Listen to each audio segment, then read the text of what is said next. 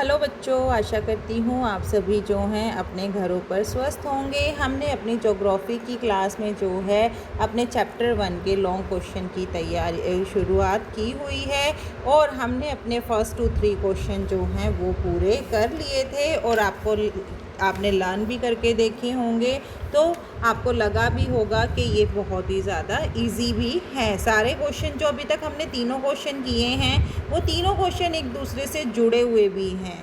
तो आज हम करेंगे अपना फोर्थ क्वेश्चन की हम शुरुआत करते हैं। फोर्थ क्वेश्चन है हमारा, मानव भूगोल की प्रकृति तथा अध्ययन क्षेत्र का वर्णन कीजिए कि मानव भूगोल की प्रकृति कैसी है।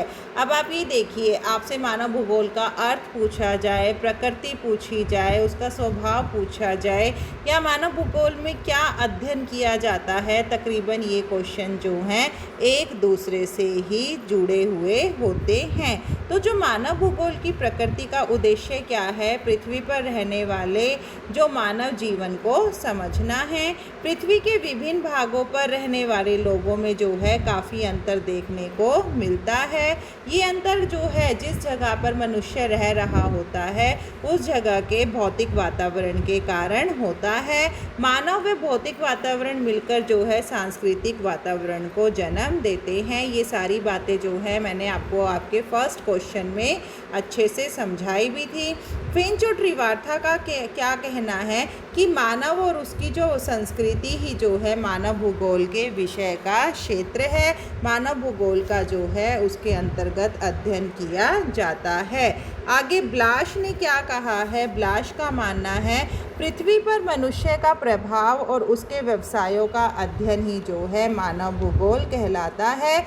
इसके अतिरिक्त जो है मानव भूगोल में मानवीय पारिस्थितिकी का भी अध्ययन किया जाता है, यानी कि मानवीय वातावरण का अध्ययन किया जाता है।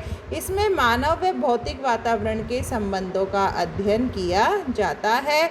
मानव एक सक्रिय भौगोलिक कारक है परंतु वातावरण का अंग नहीं है। मानव की स्थिति क्या है, केंद्रीय है। मानव उत्पन्न प्राकृतिक वातावरण में परिवर्तन करके सांस्कृतिक भूदृश्यों का निर्माण करता है। अब आप देखते हो सुंदर सुंदर इमारतों का जो निर्माण होता है या उद्यानों का निर्माण होता है या कोई भी हिस्टोरिकल प्लेस है, उन सब का जो निर्माण है वो किसने किया है, मनुष्य ने किया है। तो मनुष्य प्रकृति में परिवर्तन करके उसे अपने अनुकूल बना लेता है। इस प्रकार मानव भूगोल जो है प्राकृतिक वातावरण की शक्तियों का अध्ययन करता है, साथ ही सांस्कृतिक वातावरण की शक्तियों का अध्ययन भी किया जाता है। मानव भूगोल का अध्ययन क्षेत्र जो है, इसका जो अध्ययन करने का क्षेत्र है वो बहुत ही व्यापक है, बहुत ही बड़ा है। मानव भूगोल के अध्ययन क्षेत्र में जो है 5 अंगों को शामिल किया गया है। पहला है हमारा किसी प्रदेश की जनसंख्या और उसकी क्षमता की, किसी प्रदेश की जनसंख्या कितनी है और उस देश की कार्य करने वाले या लोगों का पोषण करने की क्षमता कितनी है। दूसरा है हमारा उस प्रदेश के प्राकृतिक वातावरण द्वारा प्रदान किए गए संसाधन, कि किसी प्रदेश में प्राकृतिक संसाधन कितने हैं और मनुष्य उसका कितना प्रयोग कर सकता है।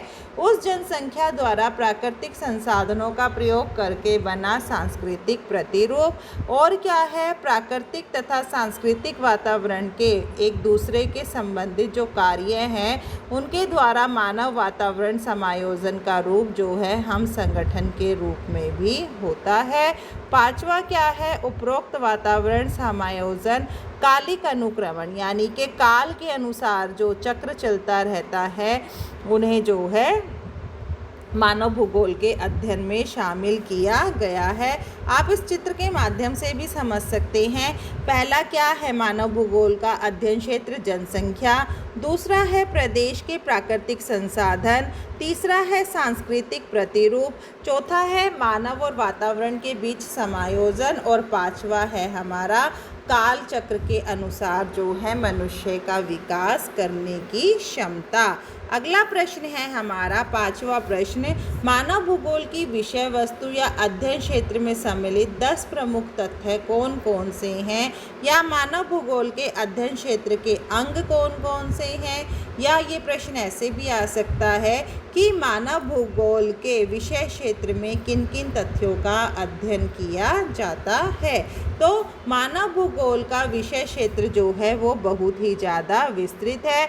इसमें वे सभी पदार्थ, कर्म और विचार शामिल किए जाते हैं जो प्रत्यक्ष या अप्रत्यक्ष रूप से जो है मनुष्य और उसके पर्यावरण से जुड़े हुए होते हैं। इसके अंतर्गत जो है मुख्य रूप से निम्नलिखित 10 तथ्यों का अध्ययन किया जाता है। पहला है हमारा मानव की नितांत आवश्यकताएं, यानी कि उसकी मौलिक आवश्यकताएं कौन कौन सी है, भोजन, कपड़ा और मकान। दूसरा है हमारा मानव की अर्थव्यवस्थाएं कौन कौन सी हैं, पशुपालन, आखेट करना, कृषि, परिवहन एवं संचार व्यवस्था, व्यापार व उद्योग धंधे। तीसरा है हमारा भाषा, शिल्प, संगीत, साहित्य व लोक साहित्य। चौथा है हमारा सामाजिक सांस्कृतिक संगठन, विभिन्न प्रदेशों में जीवन के ढंग और जनजातियाँ। पांचवा है हमारा भविष्य के लिए संसाधनों का मूल्यांकन करना, संरक्षण करना और उनकी योजना बनाना। पांचवा है हमारा सीमाएं, राज्यों का समूह, राजनीतिक प्रशासन, अंतर्राष्ट्रीय सहयोग एवं संगठन, अंतर्राष्ट्रीय भूमंडलीय राजनीति, ये सब जो है मानव भूगोल के अध्ययन क्षेत्र में शामिल किए गए हैं।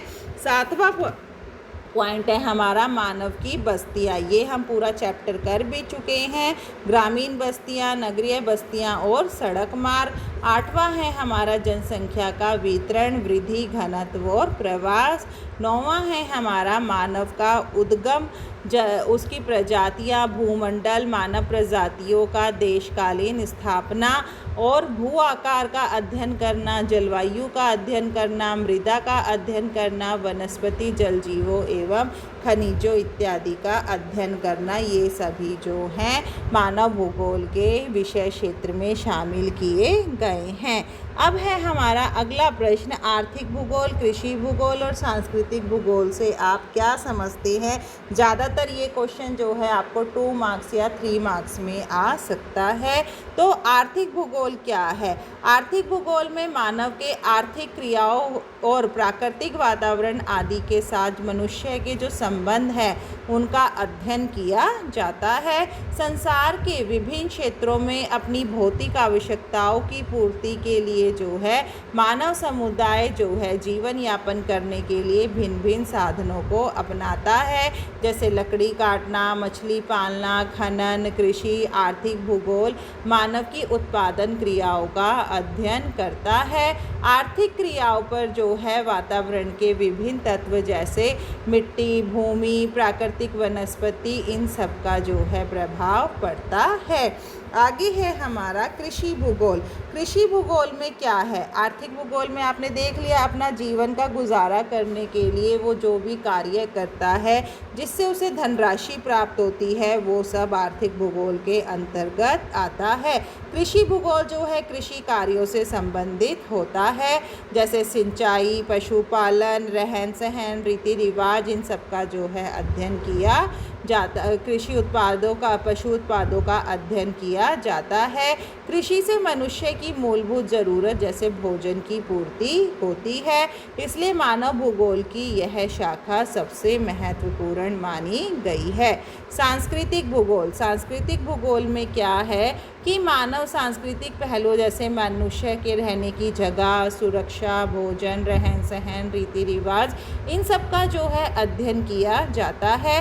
कुछ भूगोलवेता सांस्कृतिक भूगोल को सामाजिक भूगोल भी कहते हैं। सामाजिक भूगोल में जो है मानव को एकांकी रूप में न लेते हुए मानव समूहों और पर्यावरण के संबंधों की व्याख्या की जाती है। सांस्कृतिक भूगोल में जो है भिन्न भिन्न मानव समुदायों के सांस्कृतिक विकास और उसके पर्यावरण के आपसी संबंधों की भी व्याख्या की जाती है।